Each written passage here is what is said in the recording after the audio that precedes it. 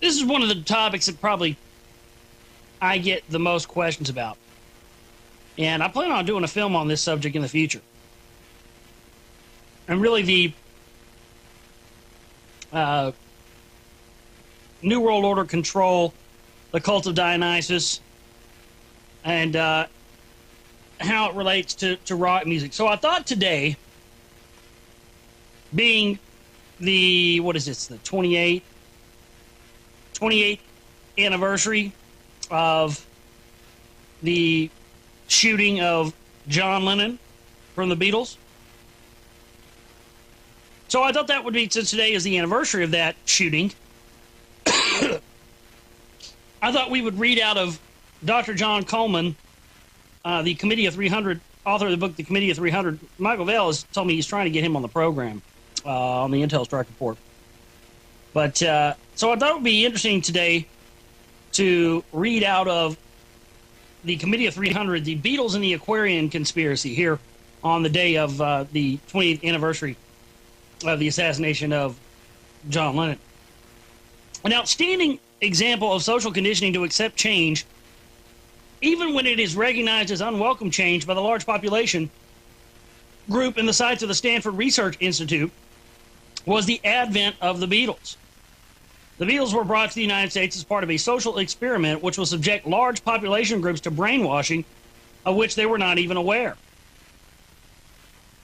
When Tavistock brought the Beatles to the United States, nobody could have imagined the cultural disaster that was to follow in their wake. The Beatles were an integral part of the Aquarian conspiracy, a living organism which sprang from the changing images of man. Year H49-2150, the Policy Research Report number on 4474. The policy report prepared by the SRI Center for the Study of Social Policy Director Professor Willis Harman. The phenomenon of the Beatles was not a spontaneous rebellion by youth against the old social system. Instead, it was a carefully crafted plot to introduce a conspiratorial body which could not be identified. A highly destructive and divisive element into a large population group targeted for change against its will. New words and new phrases prepared by the Tavistock Institute were introduced into America along with the Beatles. Words such as rock, in relation to music sounds, teenager, cool, discovered, and pop music were a lexicon of disguised code words signifying the acceptance of drugs, and arrived with and accompanied the Beatles wherever they went, to be discovered by teenagers. Incidentally, the word teenagers was never used until just before the Beatles arrived on the scene, courtesy of the Tavistock Institute for Human Relations. As in the case of gang wars, nothing could or would have been accomplished without the cooperation of the media, especially the electronic media, and in particular, the scurrilous Ed Sullivan, who had been coached by the conspirators as the role he was to play. Nobody would have paid much attention to the motley crew from Liverpool and the 12 atonal system of music that was to follow had it not been for an overabundance of press exposure. The 12 atonal system consisted of heavy, repetitive sounds taken from the music of the cult of Dionysus and the Baal priesthood by Adorno, and given a modern flavor by this special friend of the Queen of England, and hence the Committee of 300. Now that is true. Now that the 12 atonal system of music, it's a 12 atonal system in which chords are designed in a certain way. He's exactly right. I mean, John Coleman, who wrote this, who's an ex-MI6, ex-TAP, I mean, this guy was there. But the 12 atonal system consisted of heavy, repetitive sounds taken from the music of the cult of Dionysus and the Baal priesthood by Adorno, and gave a modern flavor by the special friend of Queen of England, and hence the Committee of 300. Tavistock and its Stanford Research Center created trigger words, which then came into general usage around rock music and its fans. Trigger words created a distinct new breakaway, a largely young population group, which was persuaded by social engineering and conditioning to believe that the Beatles really were their favorite group. All trigger words devised in the context of rock music were designed for mass control of the new targeted group, the youth of America. The Beatles did a perfect job, or perhaps it would be more correct to say that the Tavistock or the Stanford Research Institute did a perfect job. The Beatles were merely reacting like trained robots, with a little help from their friends, code words for using drugs and making it cool. The Beatles became a highly visible new type, more Tavistock jargon, and as such it was not long before the group made new styles, fads in clothing, hairstyles, and language usage, which upset the older generation, as was intended. This was part of the fragmentation maladaptation process worked out by Willis Harman and his team of social scientists and genetic engineering tinkers and put into action. The role of the print and electronic media in our society is crucial to the success of brainwashing large population groups. Gang wars ended in Los Angeles in 1966 as the media withdrew its coverage. The same thing will happen with the current wave of gang wars in Los Angeles. Street gangs will wither on the vine once media saturation coverage is toned down and then completely withdrawn. As in 1966, the issue will become burned out. Street gangs will serve their purpose of creating turbulence and insecurity. Exactly the same pattern will be followed in the case of rock music. Deprived of media attention, it will eventually take its place in history. Following the Beatles, who incidentally were put together by the Tavistock Institute, came other made-in-England rock groups who, like the Beatles, had Theo Adorno write their cult lyrics and compose all the music.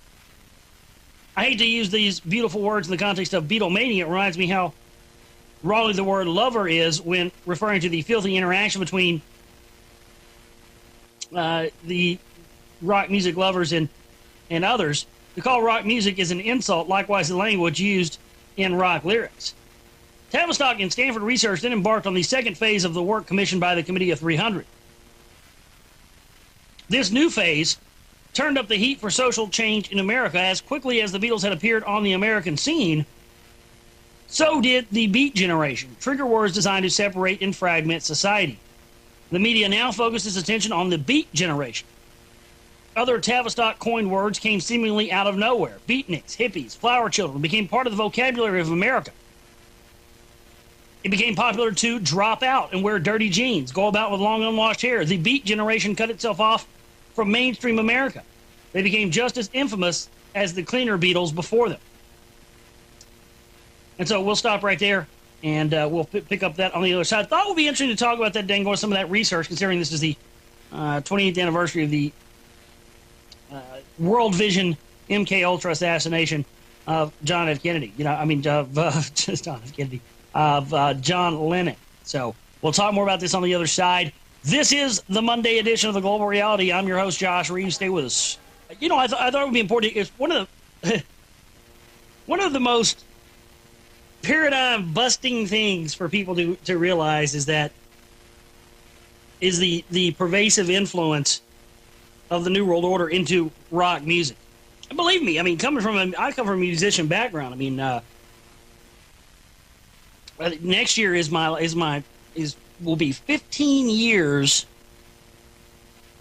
that I've been playing music, playing in bands and whatnot.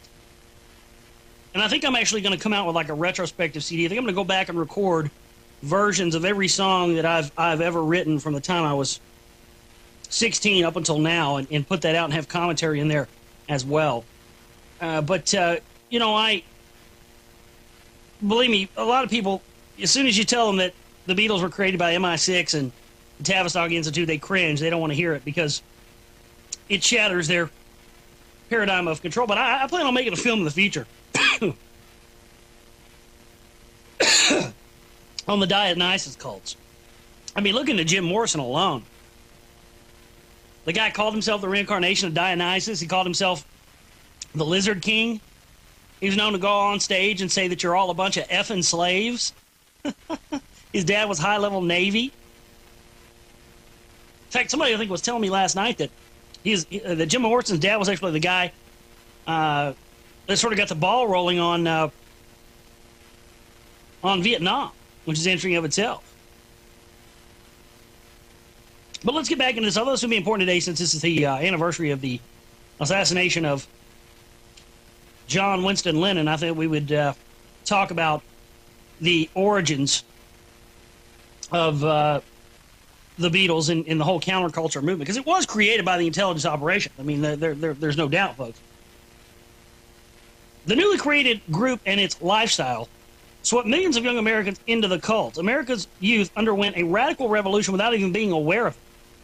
While the older generation stood by helplessly, unable to identify the source of the crisis, and thus reacting in a maladaptive manner against its manifestation, which were drugs of all types, marijuana and later lysergic acid, so conveniently provided for them by the Swiss pharmaceutical company Sandoz, following the discovery by one of its chemists, Albert Hofmann, on how to make synthetic ergotamine, a powerful mind-altering drug. The Committee of 300 financed the project through one of their banks, the S.C. Warburg, and the drug was carried into America by the philosopher Aldous Huxley. And, of course, that is true. Of course, the Warburgs, I mean, they're one of the most predominant bankers. I mean, my goodness. So there you go. LSD was funded by the Warburgs and the Committee of 300, folks. And, of course, it was brought here by Aldous Huxley. And, of course, what did Aldous Huxley say? You've heard the quote by him. It's in the intro. Lee Rogers has a clip of it in his intro where he says, you could, it'd be possible to control people's minds by providing them with endless breads and circuses and endless distractions. And I think he made that quote, I don't know, in 30s or 40s or something. With very substantial numbers of new British rock bands arriving in the U.S., rock concerts began to become a fixture on the social calendar of American youth. In tandem with these concerts, the use of drugs among the youth rose in proportion. The devilish bedlam of discordant heavy beat sounds numbed the minds of listeners so that they were easily persuaded to try the new drug on the basis that everybody is doing it. Peer pressure is a very strong weapon. The new culture received maximum coverage from the Jackal media, which cost the conspirators not one single thin dime.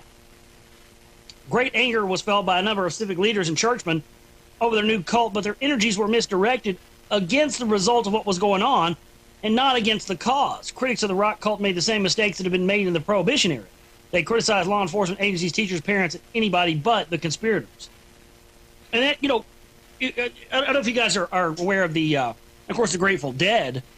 I mean, my goodness, folks. Look up to that. And I have no doubt that some of these modern day type of hippie jam bands like the Fish and others are probably intelligence operatives. I mean, of course, the Grateful Dead were. No doubt about it. I mean, have you guys ever...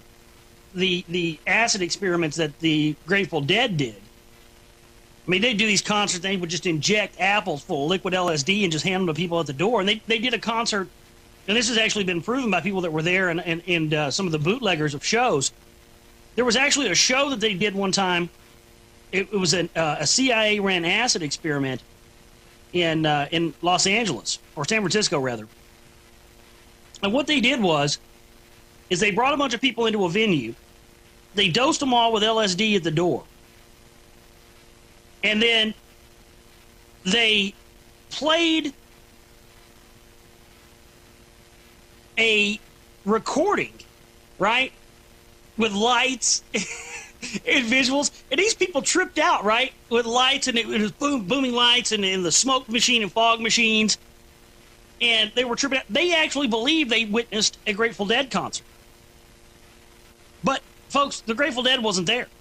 What they did was they played a live recording from one of their previous concerts, and then subsequently told everyone it was a concert. But what they were doing is they were trying to see if, through the use of psychedelic drugs, they could convince people that they were perceiving a different reality than they wanted to be seeing. And so, what's interesting is the fact that the bootleggers have gone back in the expanse of time. There were people that had bootleg recordings of that show where they weren't even there. Then you can take that and you compare it with the other show, the source show it was from, and it's the same show. That makes you wonder about how many times stuff like that's happened that we don't know about.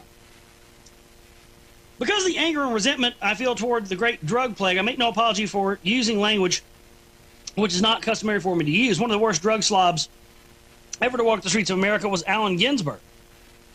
This Ginsberg pushed the use of LSD through advertising, which cost him nothing, although under normal circumstances it would have cost millions of dollars in TV ad revenues. This free advertising for drugs and LSD in particular reached a new high in the late 1960s thanks to the ever-willing cooperation of the media. The effect of Ginsberg's mass advertising campaign was devastating. The American public was subjected to one cultural future shock after another in rapid succession.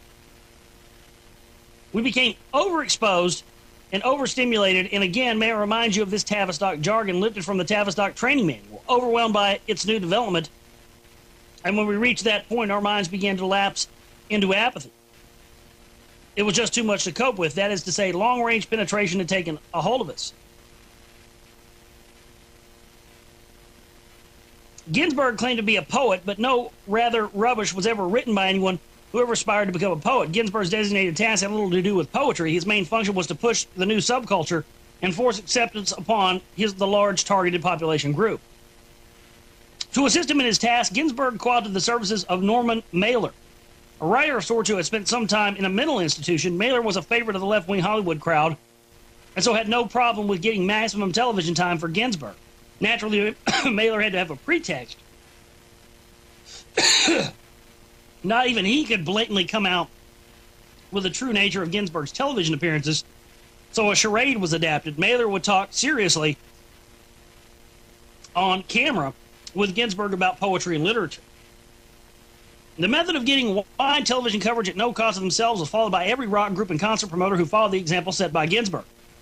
The electronic media moguls had big hearts when it came to giving free time to these dirty, verminous creatures, and their even dirtier projects and filthy ideas.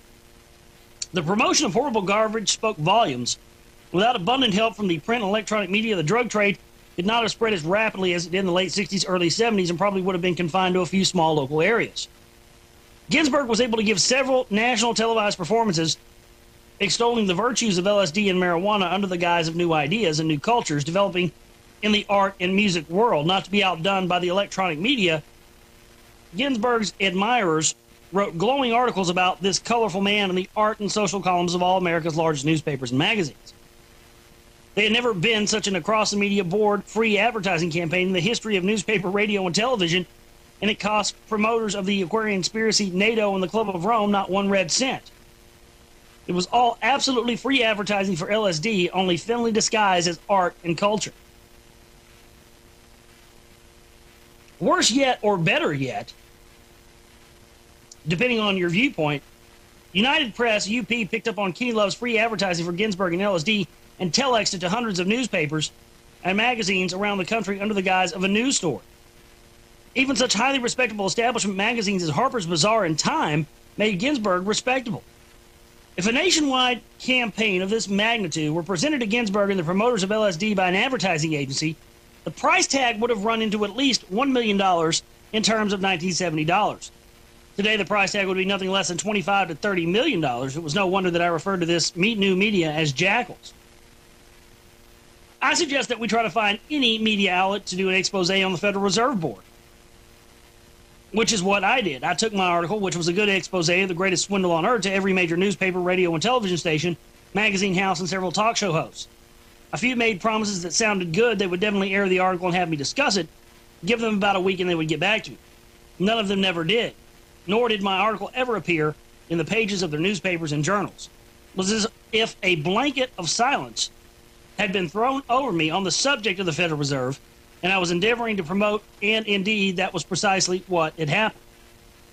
Without massive media hype and without almost around-the-clock coverage, the hippie beatnik rock drug culture would have never gotten off the ground, and it would have remained a localized oddity.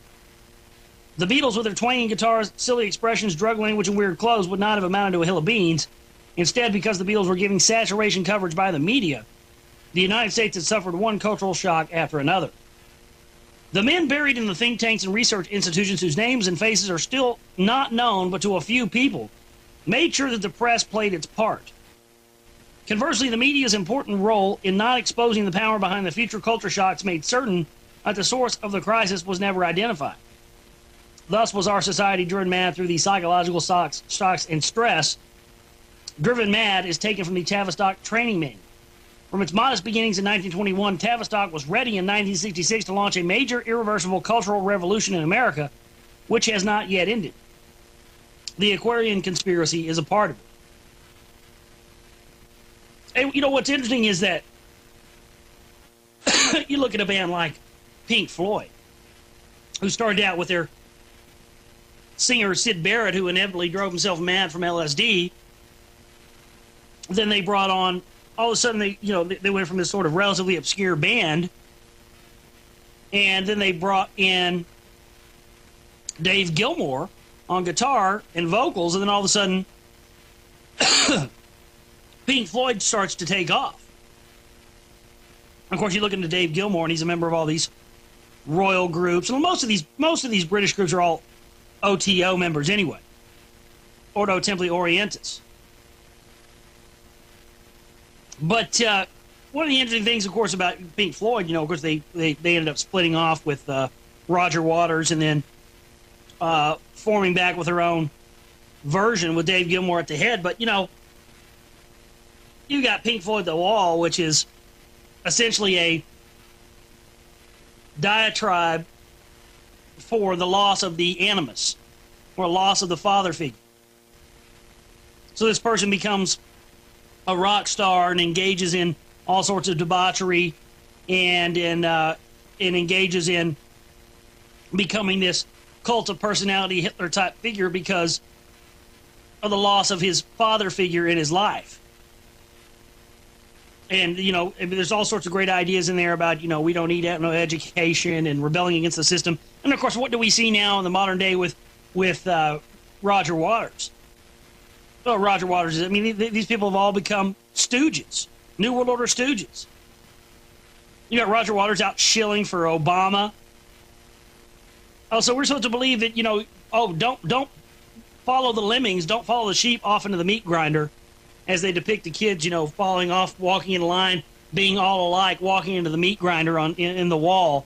And then, of course, here comes Roger Waters saying, "Oh, I love Obama. Vote for Obama." He's, so which one is it there, Roger? Is it don't follow the herd and don't fall into the meat grinder, or should we just go ahead and blindly fall into the meat grinder? You tell us what we're supposed to do. You're the gods. We're not. We're just the happy followers of rock music. More on the other side. This is The Global Reality. Stay with us. I want to continue talking about the Beatles and the whole connection. Of course, today is the 28th anniversary of the assassination of John Lennon, so I want to continue on this topic for now. Why Bush and the CIA had John Lennon killed, the Beatles, the Montauk Project, and the Tavistock Institute, and mass social control. This is from theconformist.com, which is Anthony J. Hilder's website. And big shout out to my friend Anthony J. Hilder there. And has put links to Oracle Broadcasting, and he's put links to the Global Reality up on his websites, which is just great. And so this comes from his website. Today is the birthday of is the anniversary of the assassination of Beatle John Lennon. In honor of the man and his wonderful music, News Talk Incorporated has decided to take a look at what's going on behind the scenes of the 1960s countercultural revolution to explore a bit how the world's most popular, undeniably talented rock band was without any doubt used by the New World Order social manipulators in an ongoing project designed to control the development of human society in the most fundamental ways. There are direct links with these activities to certain covert scientific projects of an extremely advanced esoteric nature, which were exploring the realms of the manipulation of consciousness, time, thought, and indeed reality itself, which will be conducted during the same period on Long Island, New York activities, which were part of the Phoenix/Montauk Project. In fact, we are talking about two sides of the same coin here. On one side, the covert, subtle manipulation and control of not only thought of human consciousness, but the most fundamental subatomic electromagnetic matrix of perceived reality itself, using newly developed electromagnetic radio frequency technologies of extraordinary, unheard of power and potential. On the other hand, directly and overtly shifting the paradigm changing the basic concepts and widening the perimeters, the envelope, changing the playing field, and all the rules of play about which society defines itself within an exceptionally short period of time.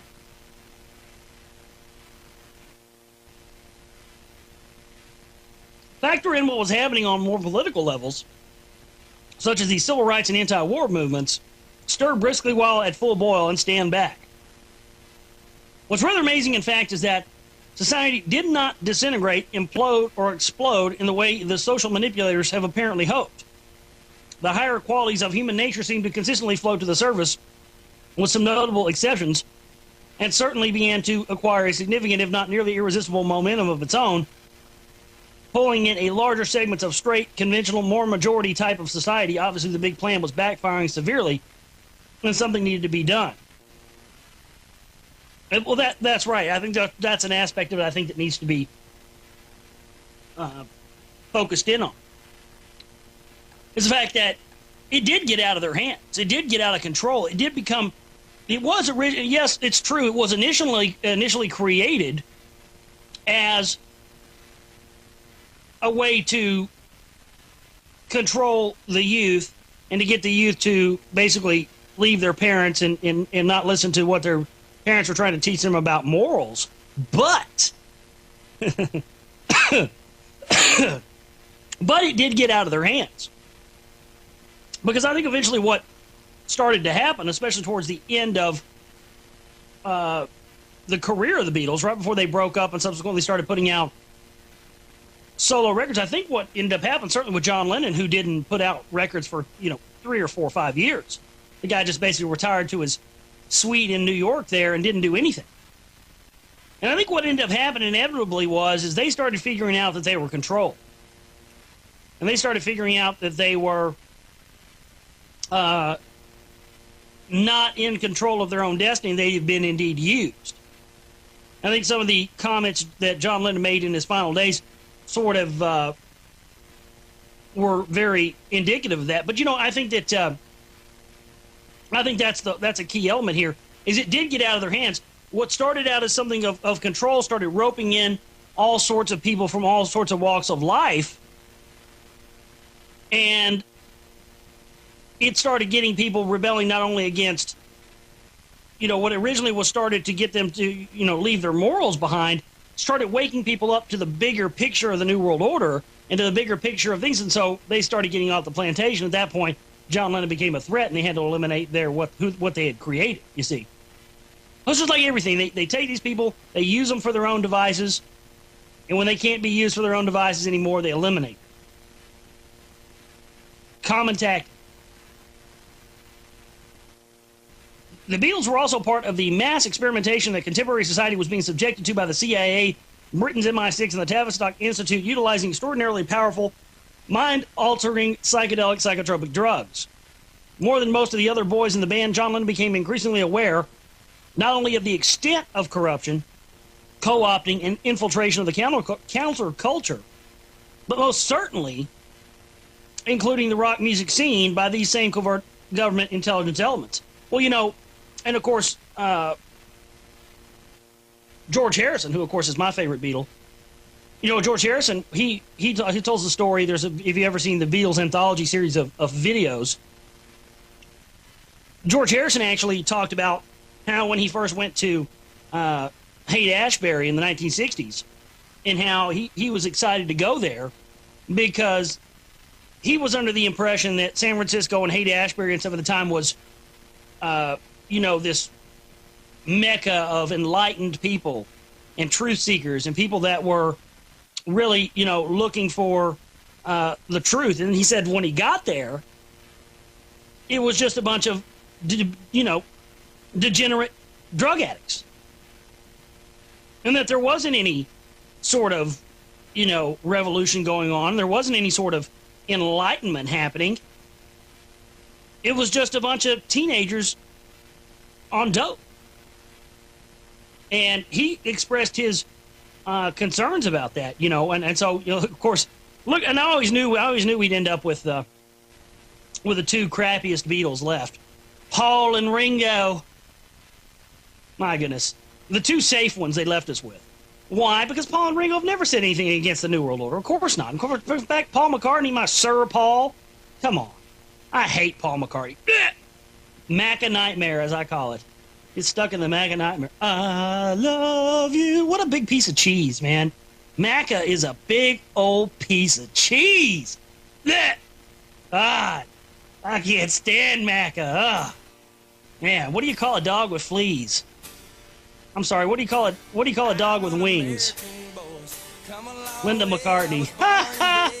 More on the other side. This is the global reality, folks. Stay with us. Let's get back here into this information. I want to talk about this days of the anniversary of the Kennedy assassination. Shortly before Lyndon's death, at the hands of what became the faintest glimmer of a shadow of a doubt was a mind-controlled Manchurian candidate-type assassin deployed by the Tavistock CIA MI6. Mark David Chapman, to terminate a loose cannon.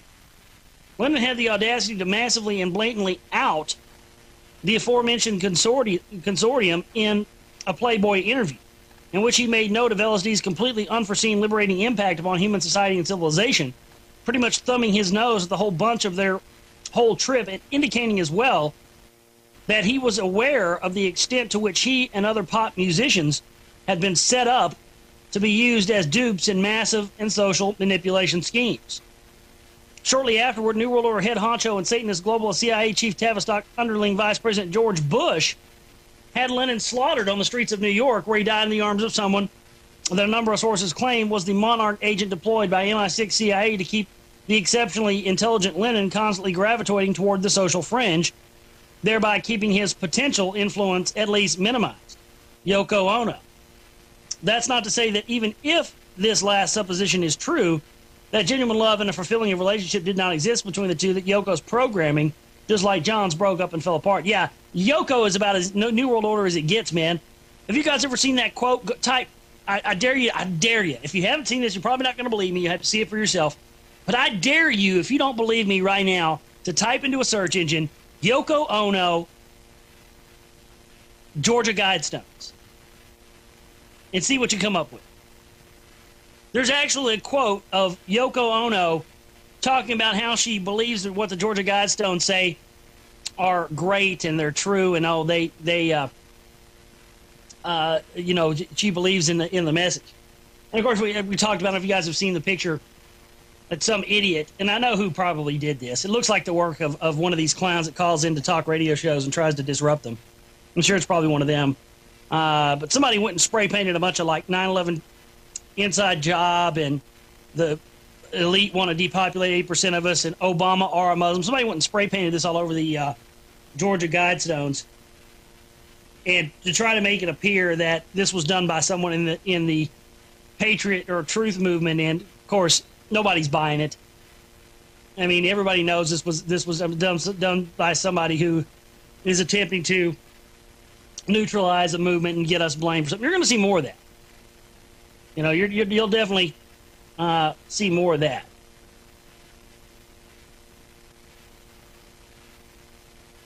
But nonetheless, let's continue here. And what about those Beatles anyway? Anyone who has heard the Beatles live tapes recorded in 61 and 62 on the Reeperbahn in Hamburg, Germany, realizes this was an incredibly talented, energetic bunch of rockers who, no matter what, would have undoubtedly had a significant impact upon popular music and thus upon society itself, regardless of things which occurred subsequently in their saga. And without any doubt, being given access to the state-of-the-art audio and recording technologies and facilities stimulated their creativity quite a bit for the benefit of all. Personally, I think the Beatles were definitely the greatest or damn close to it. And so there's one aspect of that. And so, you know, there's more and more of this stuff that continues to come out. Now there's other information where people have said that things like, then there's this other disinformation. The Beatles had two greatest hits collections. One was called Past Masters, and the other one was called Past Masters Volume 1, Volume 2. And then there's other people that have said that, this is a Masonic reference, because past master is a Masonic term used to describe a former worshipful master of a Masonic lodge. And if you take all the number of tracks that were on Volume 1 and Volume 2 of the Beatles' Past Masters Volume 1 and 2, they add up to 33. Very interesting. Whether or not that is intentional or not, I don't know. Could be, could not be. But interesting nonetheless that it does, the name is Past Masters. That is a Masonic term, and of course, 33 tracks on both. Nonetheless, that's it's still, you know, and I don't think that was probably something that probably wasn't done by them, but more rather someone at the record label, Capitol Records, who was probably more than likely did that. But, you know, there's more of this stuff, lots of this stuff out there, and I just thought it would be interesting to talk about today. We're coming on a break here again in a second. Now, what I want to get into on for the rest of the show, probably at least for an hour, is I want to get back into reading The Finding of the Third Eye by Vera Stanley Alder and pick up where we left off on the next chapter, where we left off on Friday. Very interesting book. It was one of the first books I read about 10 years ago that sort of got me down this path, and now reading it on air has really made me realize that this is really what got me to where I am now, and also it's validating a lot of the research and is making a lot more sense to me now than it did really in the is Paul the real Paul? That's a good question, isn't it? You know, there's all sorts of conspiracy theories that Paul was actually killed and that they created a guy, gave him plastic surgery, made him look like Paul, and then put him in the place of Paul McCartney. Well, you know what? I will say this. I don't know how there's anything true to that or not, but I will say this. At the point at which the whole Paul is dead thing happened, and the time in which the alleged fake Paul came into the picture, was right about the time Paul McCartney started sucking ass. That was right about the time that his music just completely went to the toilet. So maybe it is true. Maybe they replaced him with a guy who was a crappy songwriter. I don't know. Maybe that's the conspiracy. All right, more on the other side. We're going to read out of The Finding of the Third Eye by Vera Stanley Alder, folks. Stay with us. Words such as rock in relation to music sounds, teenager, cool, discovered, and pop music were a lexicon of disguised code words signifying the acceptance of drugs and arrived with and accompanied the Beatles wherever they went, to be discovered by teenagers. Incidentally, the word teenagers was never used until just before the Beatles arrived on the scene, courtesy of the Tavistock Institute for Human Relations. As in the case of gang wars, nothing could or would have been accomplished without the cooperation of the media, especially the electronic media, and in particular, the scurrilous Ed Sullivan, who had been coached by the conspirators as the role he was to play. Nobody would have paid much attention to the motley crew from Liverpool and the 12-atonal system of music that was to follow had it not been for an overabundance of press exposure. The 12-atonal system consisted of heavy, repetitive sounds taken from the music of the Cult of Dionysus and the Baal priesthood by Adorno, and given a modern flavor by this special friend of the Queen of England, and hence the Committee of 300. Now, that is true. Now, the 12-atonal system of music, it's a 12-atonal system in which chords are designed at a certain, recognized as unwelcome change by the large population group in the sites of the Stanford Research Institute, was the advent of the Beatles. The Beatles were brought to the United States as part of a social experiment which will subject large population groups to brainwashing of which they were not even aware. When Tavistock brought the Beatles to the United States, nobody could have imagined the cultural disaster that was to follow in their wake. The Beatles were an integral part of the Aquarian conspiracy, a living organism which sprang from the changing images of man. Year H49-2150, the Policy Research Report number on 474. The policy report prepared by the SRI Center for the Study of Social Policy Director Professor Willis Harman. The phenomenon of the Beatles was not a spontaneous rebellion by youth against the old social system. Instead, it was a carefully crafted plot to introduce a conspiratorial body which could not be identified. A highly destructive and divisive element into a large population group targeted for change against its will. new words and new phrases prepared by the Tavistock Institute were introduced into America along with the Beatles. This is one of the topics that probably I get the most questions about. And I plan on doing a film on this subject in the future. And really the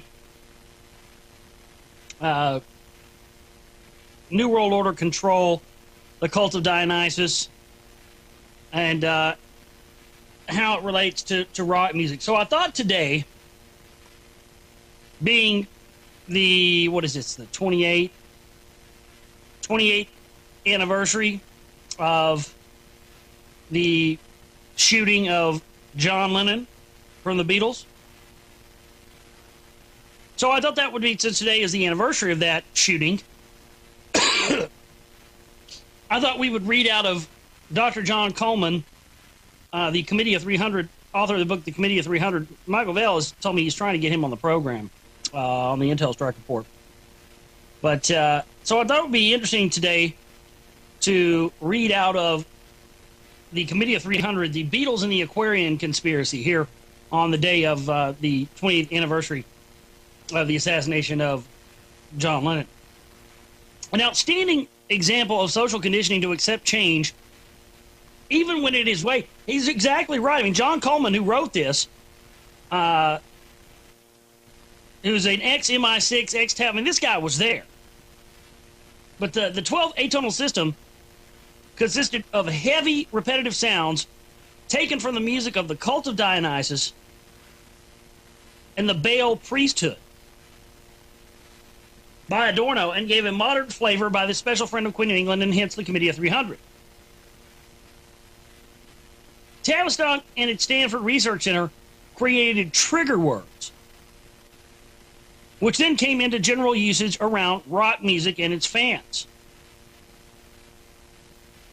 Trigger words created a distinct new breakaway, largely young population group, which was persuaded by social engineering and conditioning to believe that the Beatles really were their favorite group. All trigger words devised in the context of rock music were designed for mass control of the new targeted group, the youth of America. The Beatles did a perfect job, or perhaps it would be more correct to say that the Tavistock and the Stanford Research Institute did a perfect job. The Beatles were merely reacting like trained robots, with a little help from their friends, code words for using drugs and making it cool.